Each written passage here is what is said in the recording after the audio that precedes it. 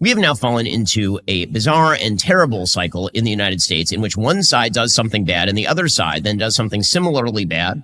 So this is exactly what I've been saying for the last several days, which everyone tries to pretend like they're taking a principled stance. Good rhetorical tact to take, where you convince people that the reason the position you hold is because of a valued principle that you hold immutable, unlike everybody else who just is a big old hypocrite. In this case, the principle is don't reward bad behavior. Carmelo Anthony killed somebody, that's bad. Shiloh Hendrix called a kid a slur, that's bad.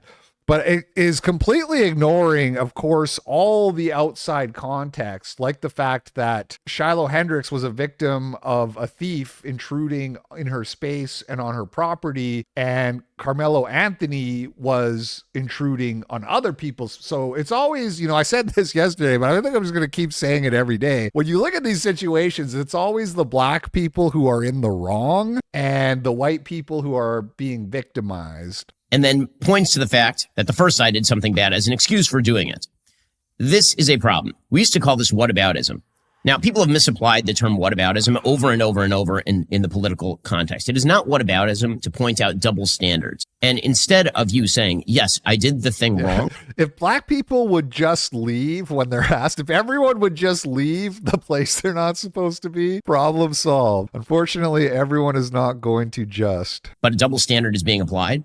It's when you say, I didn't do anything wrong at all, and it doesn't matter if I did do something wrong because the other side did it. You're boiling these things down to these very basic, oh, they're both wrong. But in one case, it's a murder, and the other case, it's something like distasteful, but in no way criminal. You don't think that's a meaningful distinction they killed a kid, so I get to use a racial. It's like, I don't even actually need an excuse to use a racial slur because it's not a criminal act and I can do it if I want, and you can fucking cry about it if you want. But if you're going to try to like ruin my life because I said a word you don't like, you're the bad guy, not me. If you do that sort of stuff, then you end up in a bottomless spiral.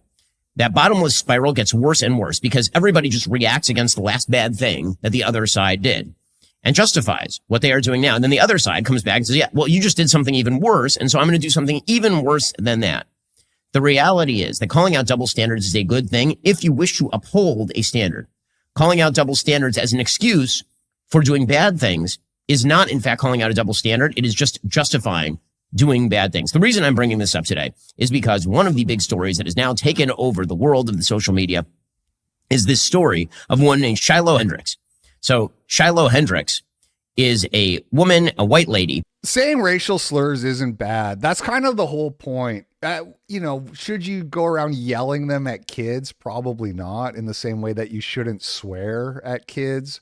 But nobody kvetches this much over swearing, even if you do it to a kid. So that's sort of part of the whole reason of this is like, we're sick of this. You trying to control what we can say. Racial slurs are funny. People have been saying them since the dawn of time, and you're trying to outlaw them and punish people for using them. And we're all sick of it. We all just want to use racial slurs. Okay. Who was caught on camera this week calling a 5-year-old boy the N-word. So allegedly, according to the New York Post, she allegedly caught this 5-year-old boy rifling through her bag at a playground in Rochester, which is about 90 minutes south of Minneapolis. And she allegedly calls this 5-year-old kid the N-word. And then a black man confronts her, films the incident, starts yelling at her. And when she is asked if she called the kid the N-word, she says, yeah. And she says, he took my son's stuff. Okay, so a few things are happening in this particular story, just from the very beginning. First of all, will Ben point out the fact that the kid's parents aren't around? Look, one of the most glaring things that everybody seems to miss somehow. Ben's had like 6 days or whatever it is now to figure it out. So will he include that in his analysis? Let's find out. It's bad that a 5-year-old kid is rifling your stuff. Second of all, 5-year-old kids are 5, like very little, and do bad things all the time. I have a 5-year-old girl. She's wonderful, and she's also extremely naughty and troublesome. And this sort of stuff with small kids. Unfortunately, they do bad things. He sounds exactly like Bryson. So Ben, you're telling me your kid goes through other people's strangers' bags in public when you're not watching? Well, like, what is bad stuff? Like throws a tantrum because you told her to turn the TV off? It's like not really the same, you know? Calling a little black kid the N-word, I think we can agree, is a bad thing to do. Meh. Okay, now, if you have trouble with that statement, that calling... The thing is, too, is like, if he's Somalian, which is high probability, even if he's definitely if he's autistic, but even if he's not, he's probably so low IQ.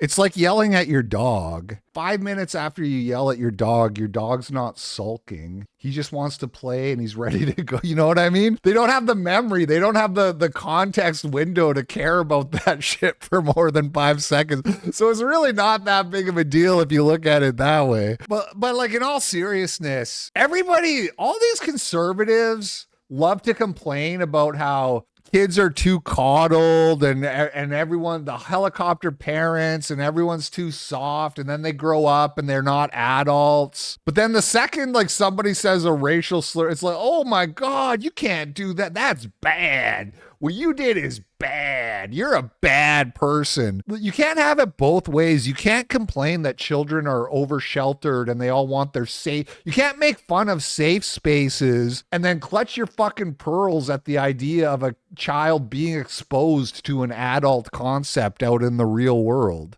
Kid, the N-word is a bad thing to do. I'm not sure why. That seems totally uncontroversial to me. Whether you have broader concerns about racialized language in America, I don't see the necessity for having a debate over, for example, the use of the N-word in rap music, which is terrible, in order to say that it is bad for an adult white woman to call a 5-year-old kid the N-word. That just seems bad on its face. People basically started going after her on social media.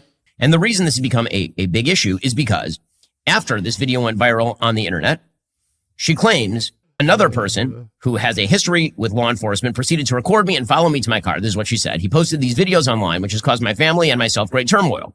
My social security number has been leaked. My address and phone number have been given out freely. My family members are being attacked. My eldest child may not be going back to school. Even where I exercise has been exposed. And she asked for the internet to provide her with money so that she could move. And within days, she had raised over $500,000, like $525,000 had been raised. A few things happening here. If somebody calls you the N-word in public or anything else, running down the street with a camera and taping them and then putting that on the internet and then exposing every aspect of their life, their social security number, their address to public scrutiny. It is one thing to call people out for saying bad things, which is something that you should do. If somebody you see in front of you uses the N-word, you should say, don't do that. That's awful. Why are you doing it? No, I'm going to say based. You know what I'm going to say? Don't fucking tell me what to think, Ben Shapiro, or how to act, or how to enforce your social norms on other people, okay? I have my own ideas about all that. He's acknowledging, right, all that stuff did happen. The threats against her are real. The attempts to ruin her life are real. The attempts to get her arrested are real. The attempts to dox her and put her personal physical safety at jeopardy, and the calls to violence against her and her child, by the way, that's all real. But, you know, hey, that's your problem. We're not going to help you out. We're not going to support you from this savage onslaught from the roving gangs of feral monsters who are trying to destroy you. You said a bad word, so you're on your own now. You're out in the cold. We can't reward bad behavior. Sorry. Going to the extent of exposing social security numbers, following people home, trying to destroy their life, that is, I think, uncalled for. With all that said, giving money in response... that part's not bad. That part's just uncalled for. Saying slurs is bad. Stalking and trying to destroy people is uncalled for. But also, the fact that it's happening doesn't mean you deserve any support or help. Do this. Like raising $500,000, that is not a good thing to do. Now, why did this become such a scandal? What is the correct amount to raise? She obviously needed help because the threats against her are real. Just because people were giving this amount of money, because the way people were justifying giving this amount of money is by referring to the case of Carmelo Anthony, which is a case that we talked about at length on the show. So Carmelo Anthony, you'll remember, is a 17-year-old black teenager from Texas. And he allegedly stabbed to death. I mean, he admitted it. but he allegedly stabbed to death another young person whose name was Austin Metcalf. Has Ben Shapiro ever called out Leo Frank for being a rapist and being guilty, and that the entire ADL is based on a lie of trying to claim anti-Semitism? And then he raised for his GoFundMe over $500,000 for his defense fund. He's trying to make it sound like, oh, well, they got to do it, so we get to do it, right? Like us people who are donating to Shiloh are these petulant children who are like, oh, it's not fair. The black guy got money, so now the white girl should get money too. It's a little bit more complicated than that. We are fed up. We are fed up with blacks acting in this racially aggravated way against us and supporting each other when they do it. So it does relate to what happened with the Carmelo fundraiser. Of course, that's an important part of context to understand how this story was able to develop the way it was. But it's not just like, well, they get to do it. We're not little children being like, they got a cookie, I want a cookie. It's a lot. It's a lot more visceral than that. This is the white man waking up. That's why Ben is so scared, and Matt Walsh is like, yeah, this is cool, actually, because Matt Walsh is white and Ben Shapiro is Jewish. Like, you can literally understand everything about all these stories if you just look at them racially. If you just look at them through the racial lens, it'll all make sense. Everybody's various takes will make sense. Bryson Gray having his take makes sense. You know what I mean? Not that there aren't any white people who get it wrong, because obviously there are, but the good news is there's less and less of them. Some of the funds were supposed to be toward paying for a secure location for the family to live. So this has become sort of the go-to give me money tactic, is you end up on the wrong side of a social media mobbing. And you say at that point, I need to move. And so please, everybody give me money. Now, none of this stuff justifies. I will say that the threat, that whole thing of like my safety is at jeopardy, that tends to be exaggerated. Like, it almost nothing ever happens. But, you know, we all saw what happened to Nick Fuentes not too long ago. Someone tried to kill him. He was harassed outside of his house. So probably no one's going to try to kill you, but also better safe than sorry, maybe, when people are making those kind of threats. Each other. None of these facts justify. Step in order of priority of bad things in the world, because not all sins are created equal. Alleged murder is the worst. Alleged murder. And then probably giving money to alleged murderers is probably second on that list. And then third on that list would be using the N-word. And then fourth on that list would be giving money to somebody who uses the N-word. But none of these things justify each other. And this is part of the terrible slide into the bottomless pit of garbage that the United States seems to be embroiling itself in. The idea that you have to give money to Shiloh Hendrix because people gave money to Carmelo Anthony. No. How about all of these things are bad? They're not all equivalently bad. Some of them are way worse. Murder is way worse than using the N-word. And I understand that some on social media are pointing out and going crazy about the fact that one woman, a white woman, using the N-word for a 5-year-old kid, the news media will treat that in the same way they would an actual racial murder or an alleged racial murder. That's what I said before. Calling out the double standard in order to get the media to adhere to a better standard, that's not unjustifiable. That is calling on a person to do a more moral thing. But if you are calling on people to do less moral things with reference to other people doing immoral things, that's not doing anything productive. That is making the world a worse place, one step at a time. Is no bottom to that pit. Because the next time somebody does something terrible with the races reversed, then somebody will raise $1 million. And this is how you end up with a body politic that has. So what? The race is reversed. So a white kid is going to go stealing from a black adult who's a black, well, like that doesn't happen, bro. The race is reversed. And the parents aren't going to be watching to help de-escalate before people start jumping to race. You know what I mean? Like, there is no races reversed. This whole thing, this whole idea that the races are just these interchangeable cogs in this story, that you could just replace one with the other and expect the same story, that doesn't reflect reality. No level of trust in one another. It's how you destroy the social fabric. I don't think you need to engage in the reactionary rush to defend bad behavior because somebody else did a bad behavior. I don't think that's childlike logic. It's the same thing. No, that's so funny because I was just about to say your analysis is infantile, that you're trying to boil it down to that and just pretend like there aren't serious racial tensions boiling up that people have been feeling and dealing with for years and years and years, way back before the George Floyd riot. This shit's been going on for decades. This shit has been coming to a head. It's still coming to a head, but we're just getting closer. Okay, the pot of hot water is getting hotter and shit's boiling over. You trying to reduce this down to people just like to reward bad behavior is so fucking infantile. It's like you got your head up your ass. That your children do, where your kid breaks a rule, and then your kid, when caught, says, yeah, but my sibling also broke the rule, so it's okay if I do it. That's kid logic, and there's no reason to use it. It is not moral. It does not make the world a better place. It does not make America stronger. You can call out all bad behavior when you see the bad behavior. And the fact that this has even come into question now is not only bizarre, it is somewhat terrifying. Because if you, as a society, cannot call out bad behavior, if you, as a society, can call black people racial slurs, what's going to happen to the Jews? From racialized murder. That's what he's really saying. Like, the subtext of all of this is so obvious, right?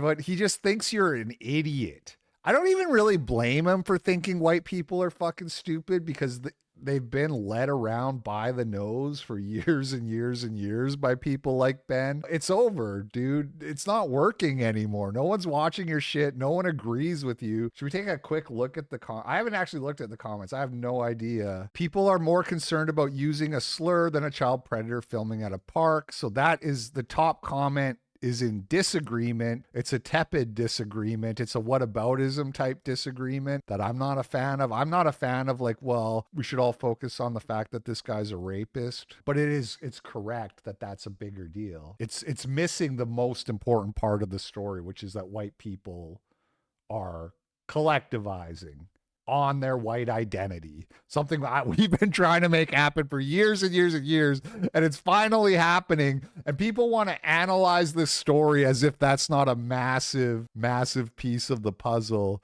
Give it to Israel instead. One's a killer, one said a word. I didn't even know it was going to be this bad. Similarly bad, in quotes. Shiloh didn't murder a citizen. Yeah. He says this verbatim. Wait, at 30 seconds. So people were saying he didn't call them similar. Let's see, 30 seconds. I does something bad, and the other side then does something similarly bad. Oh, Benny boy, the comment. Oy vey. This is the first time I agree with Ben Shapiro. We should stop giving money to Israel. I have never seen a J shocked when an N insults or attacks a W. Comment section, not so good for Ben Shapiro. Hey, what up, family? I'm a ding dong. It is I, your boy LP, and the clip you just watched is from my live stream show, The Daily Cope, which I do 4 to 5 times a week on Rumble, Odyssey, and my other YouTube channel. I will link all of them below if you want to check it out. And thanks for watching. Hope you're having a great day, and I will catch you on the flip side. Peace out.